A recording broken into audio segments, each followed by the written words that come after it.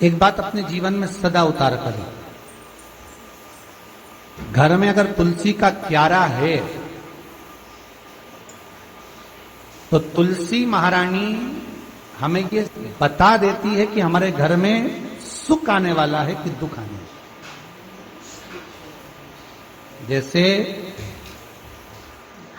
शनि अपना प्रकोप दे रहा है या शनि उतर रहा है, ये किसी से पूछने की जरूरत नहीं पड़ती, अपने आप मालूम पड़ेगा। कैसे? शनि कथा अगर आपने सुनी हो तो उसमें व्याख्यान आता है शनि कथा में, पांव की चप्पल बार बार टूट रही हो, कमर से नीचे जो वस्त्र पहने हो वो फट रहे हो, कहीं पजामा है, धोती है, अधिक वस्त्र हैं, कपड़े हैं, वो अपने आप फट। आज के जमाने में तो फटे फटाए पहनते हैं लोग, कैसे? उसकी गारंटी नहीं है, उसका हम वर्णन नहीं कर रहा। हम जब पहनते हम समझ जाते हैं इसको शनि तो ऑलरेडी लगा ही हुआ है। जब उनका घुटना घुटनी सब फटा हुआ दिखता है तो उसमें लग जाता है कि शनि पहले से लग गया बापड़ा, उनके पहने से तो मालूम पड़े। शनि का नियम है, शनि कथा कहती है पांव की चप्पल बार बार टूट रही हो, घिस गई हो, बद्दी टूट रही हो, कुछ कर रही हो, और अगर कमर से नीचे जो वस्त्र पहने हो वो अपने आप फट रहे हो, समझ लेना कि शनि पांव से प्रवेश कर रहा, मतलब अपनी प्रखरता शनि दिखा रहा। किसी मंदिर में गए महाराज और वहां जाने पर चप्पल चली गई तो समझ लेना शनि की कुदृष्टि अब पड़ना बंद होना चालू हो गया। कितना सुंदर कहा है महाराज। जूता चप्पल आज के जमाने में तो फैशन हो गई साहब, घर की चप्पल अलग होती है, बाहर की चप्पल अलग होती है। लोग घर में चप्पल किचन तक में पहन के जाते हैं। अरे पानी ले जाओ सीओर से। रसोई घर में लोग चप्पल पहन कर जाते हैं, जहां भगवान का प्रसाद बन रहा है, जहां अन्नपूर्णा निवास कर रही है, और पूछो तो किचन की चप्पल है तो माथे पे रख लो। तुम अपनी मां को जरूर देखना है, वो बूढ़ी मां कितनी बार किचन में चप्पल पहन कर गई, मुझे जरूर फोन कर कर बताओ। बूढ़ी मां रसोई घर में आज भी बिना चप्पल के जाती है, और बहुओं की कहीं एड़ी नहीं फट जाए, ठंड नहीं बैठ जाए, इसलिए ये रसोई घर तक में चप्पल पहन कर जाती है। सूर्य नारायण की कथा पढ़ना, शनि महाराज की कथा पढ़ना, और गरुड़ पुराण की कथा पढ़ना, जिन जिन कथाओं का हम व्याख्यान करें उसको पढ़ना जरूर हो। क्या लिखा है? घर के अंदर जब चप्पल जाती है, रोग, बीमारी, कष्ट, तकलीफ चालू हो जाती है।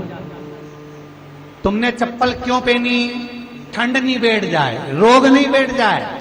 घर के अंदर उतना बढ़ गया, एक कालीन बिछा दो, एक दरी बिछा दो, मोटा आसन बिछा दो, जिस पर तुम चल लो। जरूरी है कि कई कई लोगों को तो हमने ये भी देखा कि कालीन पर भी चप्पल पहन के चलते,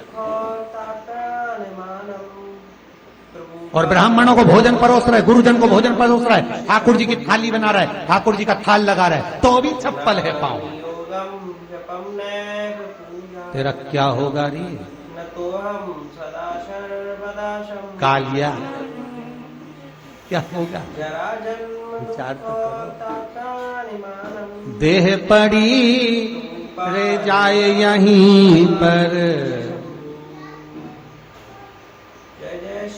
फिर कुंडल और नगीना, क्या हरि नाम नहीं तो जीना। अभी भी सुधर जाओ रे, अभी भी सुधर जाओ, नहीं सुधरो तो सिधर जाओ रे, या तो सुधरो नहीं तो सिधरो, थोड़ा सुधरो। रसोई घर में अन्नपूर्णा रहती है, रसोई घर में शिव महापुराण की कथा कहती है जब भगवान शंकर को मां जगत जननी भोजन करा रही थी, शंकर जी ने वर मांगा था अन्नपूर्णा का।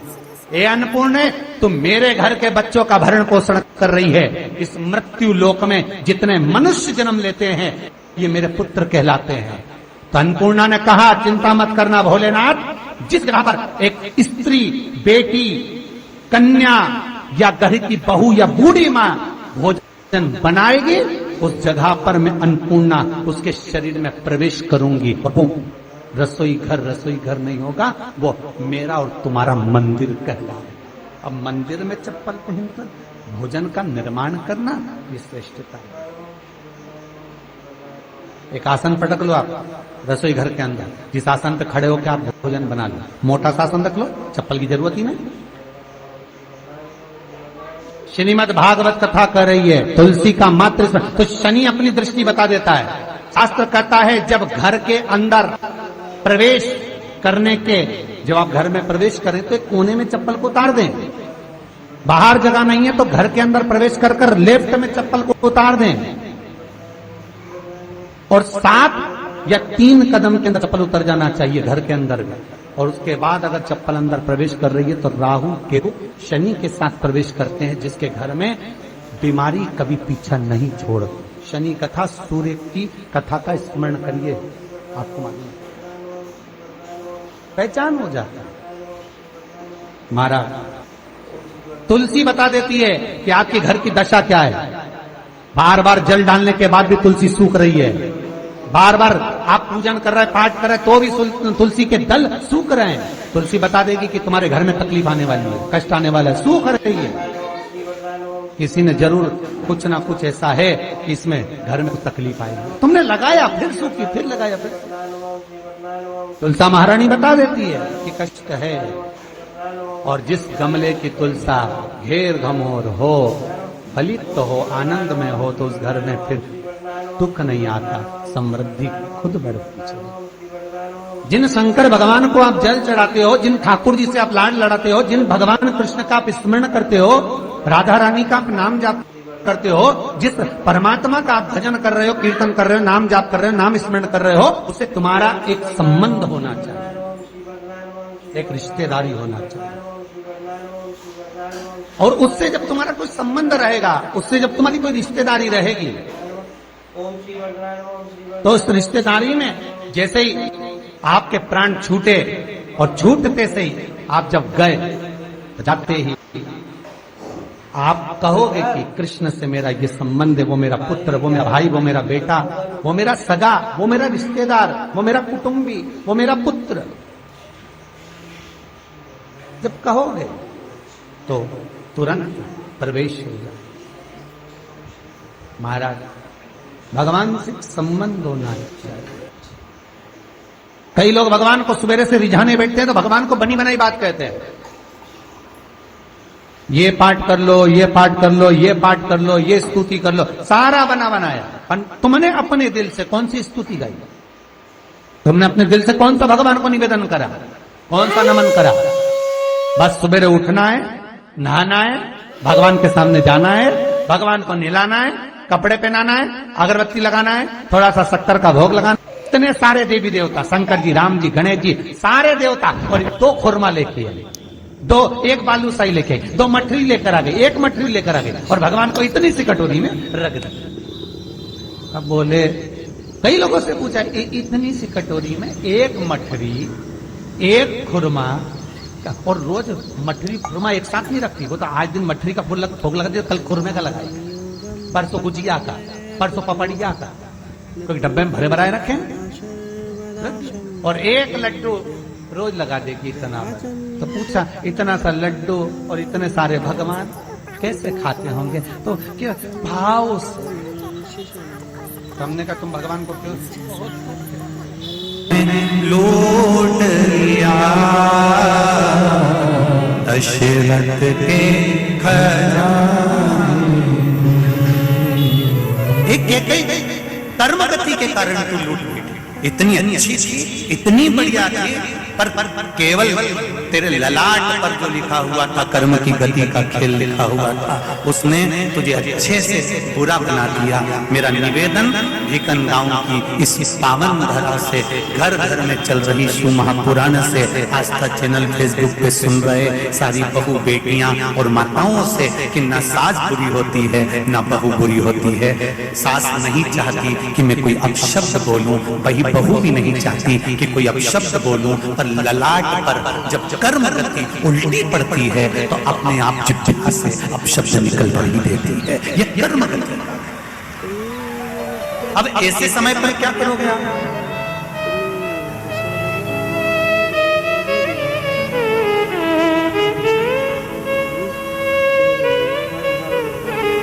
ऐसे समय पर क्या किया जाए? कार्तिक महीने में 2 वस्त्र की महत्वता होती है। ध्यान लगाना जरा, जितनी भी माताएं बैठी हैं, चाहे वो सासू माँ हो चाहे बहू हो, बेटियां भी कभी ना कभी बहू बनेंगी और आप भी कभी ना कभी सास बनेंगे। स्मरण, कार्तिक महीने में 2 वस्त्र का विधान है, एक पीले कलर का वस्त्र और एक लाल कलर का वस्त्र। एक पीला वस्त्र है, एक लाल वस्त्र।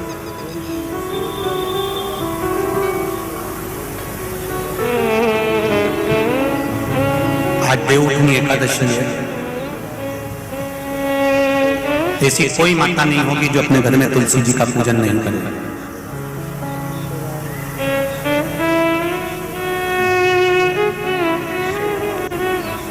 घर की मां यदि आज देवउठनी एकादशी के दिन लाल वस्त्र, वैकुंठ, वैसे तो पचवीगन का महत्व बताया गया है स्कंद पुराण में, जो 5 दिन पीछे के होते हैं। आंवला नवमी से जो क्रम पचवीगन का चालू होता है पूर्णिमा तक, वैकुंठ चतुर्दशी के क्रम तक, उसका जो महत्व, इन 5 दिनों की महत्वता वैसे स्कंद पुराण में कही गई है, पर आप समझें उसको। लाल वस्त्र अगर कार्तिक महीने में तुलसा महारानी पर ओढ़ाया जाता है और वही वस्त्र बाद में रख लिया जाता है संभाल कर, तो उस घर में किसी कर्म गति के कारण भी अगर अपशब्द निकल रहे होते हैं तो वो अपशब्द वो वस्त्र रोक लेता है। वो वस्त्र रोक, कौन सा वस्त्र? लाल वस्त्र, पीला वस्त्र। इन 5 दिन में अगर तुलसा महारानी को चढ़ाया जाता है और उसको रखा जाता है, तो जिस नारी के गर्भ से संतान नहीं भी हो रही होती है, उसके कक्ष में अगर वो वस्त्र कुछ दिन तक रखा रहता है तो ये निश्चित आती है कि गर्भ ठहरना जरूर है। ये पीले वस्त्र की और लाल वस्त्र की महत्वता कार्तिक महीने में। अब कई माताएं कहती हैं कि हमारे पास में लाल वस्त्र नहीं है, हमारे पास में इतना नहीं है, तो लाल कलर का लच्छा भी तो आता है, नाड़ा। बोलो आता है कि नहीं आता? लाल, तुम्हारे घर में सिलाई करने का लाल कलर का धागा तो होगा ना कि नहीं होगा? लाल कलर का लच्छा तो होगा, नहीं होगा सफेद कलर का धागा तो होगा, उसको कंकु में लाल कर।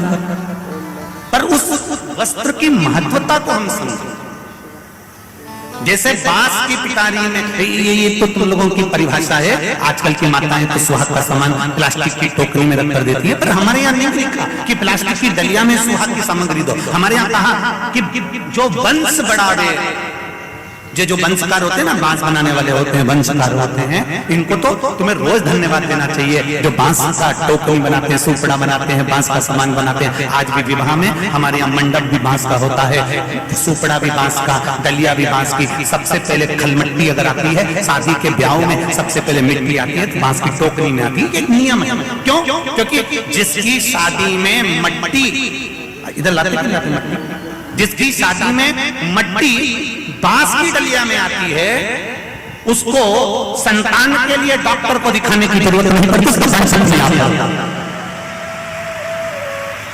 जिसकी शादी की शुरुआत प्लास्टिक की डलिया से होती है, फिर उसको टेस्ट भी करवाना ही पड़ता है।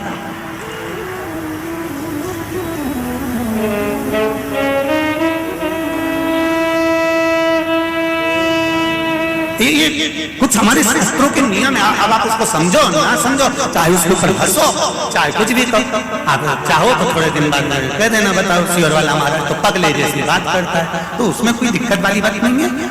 पगले का अवार्ड हमको ही मिलने वाला है, उसमें कोई दिक्कत वाली बात नहीं। पर उसको समझो कि हमारे सनातन धर्म में ये वंशकार, बांस का सामान बनाने वाले, बांस की डलिया बनाने वाले, बांस का सुपड़ा बनाने वाले, सबसे पहले ये वंशकार हुए, फिर खवास नाई ये हुए, फिर चर्मकार हुए, जूता चप्पल बनाने वाले, फिर अन्य जितने जितने हमारे यहाँ, इनको लोग कहते हैं कि इनको हमारे यहाँ से हटा दिया, ऊंची